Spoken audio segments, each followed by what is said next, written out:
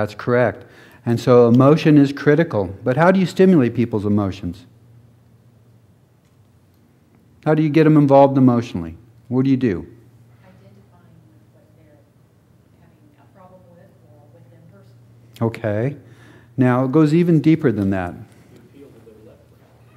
Well, not necessarily. The left brain, and, I've spent quite a few years marketing, and, there's a story as far as, anybody ever heard of Frank Kern?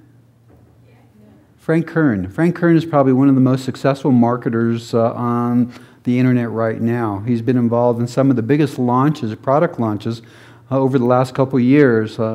Through his copy, he's probably been responsible for close to $28 million in sales on the internet. Who would like to get a piece of $28 million? Anybody here? Okay. Now, what he's discovered in his whole methodology, he's been involved in underachiever seminars. I think he sold a couple of million of that. He was involved in StomperNet. Has anybody ever heard of that before? That was a very successful launch. And then he just recently launched his program called Mass Control. Okay, now Mass Control is his particularly copywriting. He made over $1 million in one day with that. And what he's done is that he's basically been able to narrow in on what is the universal appeal that causes people to get emotionally involved with what you're doing to be able to basically want to buy your product. Now, does anybody have any idea what that universal appeal is?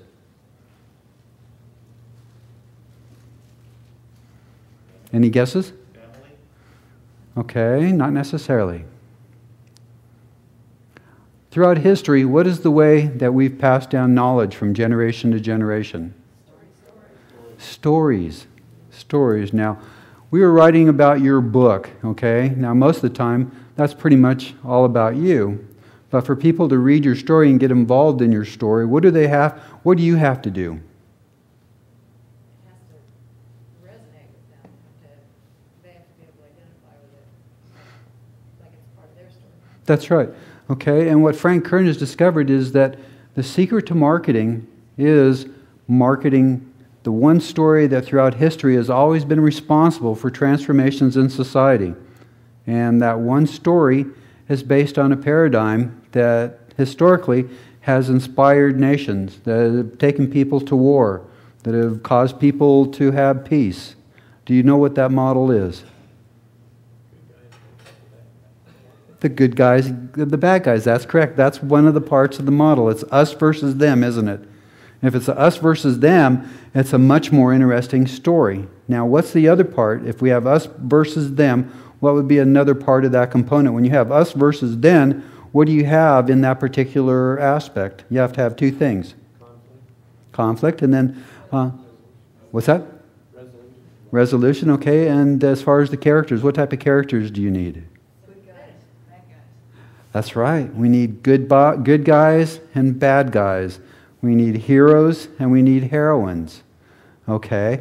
And then the next part of that model, the marketing model, is hometown boy or girl makes good. So ultimately, people are going to relate to you if you can tell a story in a way that fits into this model that has come down throughout history that idealizes the struggle that we all go through. How many people here are villains? Some of the time. Okay. How many people are heroes? Okay. How many people here are not honest and admit that they swing from one side of the scale to the other side of the scale, depending upon the day and that things are going on? Don't we all have evil and good within us? You know, one of the people that we interviewed as a part of the Heroes program is Gregory Allen Williams. He was one of the movie stars that was on Baywatch. Did anybody ever see Baywatch? He was the black cop that drove the motorcycle.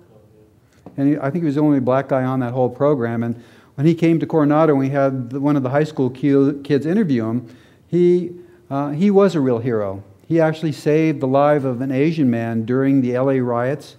When he heard that there was rioting in the LA area, movie star at that time, tons of money, he went into the community to see if he could make a difference. And so he went in there, and right at one of those intersections that you saw on TV, they were beating an Asian man to death in his car. So he ran over there, tried to get everybody back, got the Asian guy out of the car, and just about that time, the mob was going to go in and start beating on him. And this Mexican guy stepped forward and took the beating so he could get the Asian guy to the side, and one of the neighbors got him, jumped in their car and took him to the hospital and saved his life. Now, Gregory Alan Williams said, there's a little bit of bad in the best of us and a little bit of good in the worst of us. You know, and aren't we all fighting with that particular paradigm? Is that we're always battling of doing the things. Like Paul said, you know, I wish I would do things that I should do, that I don't. You know, oh, what a wretched man that I am. And we're all battling exactly. We know what we should do, and we know what we shouldn't do, and a lot of times we get a mix of both, don't we? And so there's that constant war going on, and what we discovered is that, you know, there's two personalities inside the human mind. There's the right brain and the left brain. The creative, the spontaneous, the intuitive, the emotional, the one that is the one that comes up with all the fascinating stories, all the things that are going to bond with your patients, that are going to make you unique, that's going to make your story exciting, that's going to make people want to be involved in what you're doing. Because Frank said, to be successful in doing any type of marketing, you need to incorporate the hometown boy or girl makes good. You know, all of a sudden you're raised up to the heights of the success that you've had. Then all of a sudden something happens and it's us versus them. You know, and you're there and just, oh, what am I going to do? What am I going to do? And something catastrophic happens, like you lose everything.